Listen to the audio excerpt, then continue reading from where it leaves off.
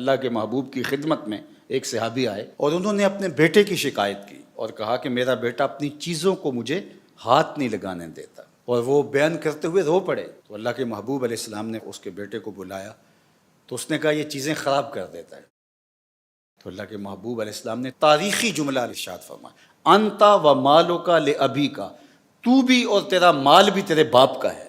والدین کی خوشنودی کے لیے جو تم خرچ کرو گے، ان کی خدمت میں، ان کے لباس میں، ان کی غذا میں، ان کی رہائشی ضرورت میں جو بھی تم خرچ کرو گے تو اللہ نے اس کو سب سے مقدم رکھا۔ والدین نے ساری زندگی بے لوث اولاد پر سب کچھ نچھاور کیا ہوتا ہے، اور جب والدین بوڑھے ہو جائیں تو ماں باپ کی خدمت کو اور ان کے لیے اپنے مال کو کبھی بھی نہ پوشیدہ رکھنا چاہیے، نہ چھپا کے رکھنا چاہیے، نہ ان کو دینے سے گریز کرنا چاہیے۔ بہت ساری اولادیں ہیں جو اپنے مالی معاملات، معاشی معاملات، اپنے کاروبار اپنے ماں باپ سے چھپاتے ہیں تاکہ ان کی نظر میں نہ رہیں، اور بعض تو ان کے سامنے غریب بننے کی اداکاری کرتے ہیں، ان کے پاس موجود ہو بھی لیکن وہ ان کے سامنے غریب بننے کی اداکاری کرتے ہیں۔ تو یہ بدترین صورتحال ہوتی ہے۔ ظاہر ہے یہ بھی ایک بخل کی مخفی صورت ہے۔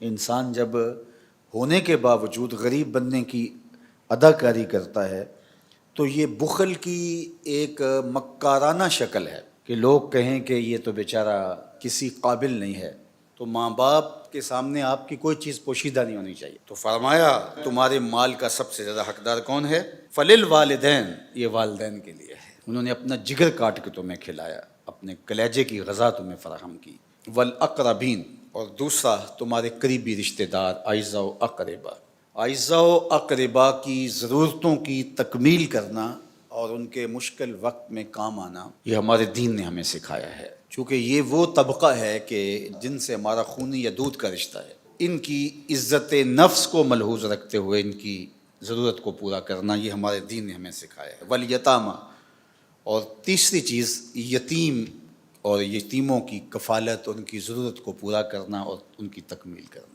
چونکہ جس کا باپ چلا جاتا ہے وہ دنیا کے اوپر جس قسم پرسی کے عالم میں مبتلا ہوتا ہے، یہ وہی جانتا ہے جو اس درد سے گزرے۔ جس نے درد یتیمی سہا نہیں، اس کو یتیمے کے درد کا احساس نہیں ہو سکتا۔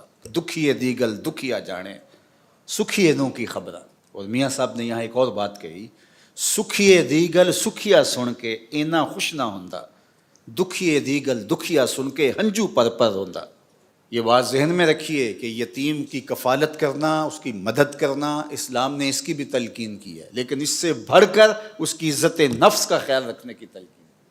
کلا بل لا تکرمون الیتیم، کہا ان کا مسئلہ کیا ہے، یہ یتیموں کو عزت نہیں دیتے۔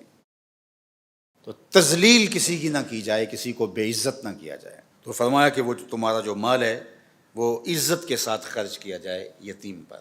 فرمایا تمہارا مال تمہارے ماں باپ پہ خرچ ہونا چاہیے، تمہارا مال اقربا پہ خرچ ہونا چاہیے، تمہارا مال یتامى پہ خرچ ہونا چاہیے، والمساکین، اور مسکینوں پہ خرچ ہونا چاہیے۔ غربا مفلوق الحال، جو نان شبینہ کے لیے ترستے ہیں، تمہاری ہمسائیگی کے اندر، تمہاری گلی کے اندر رہتے ہیں، تو ان کی ضرورتوں کو پورا کریں۔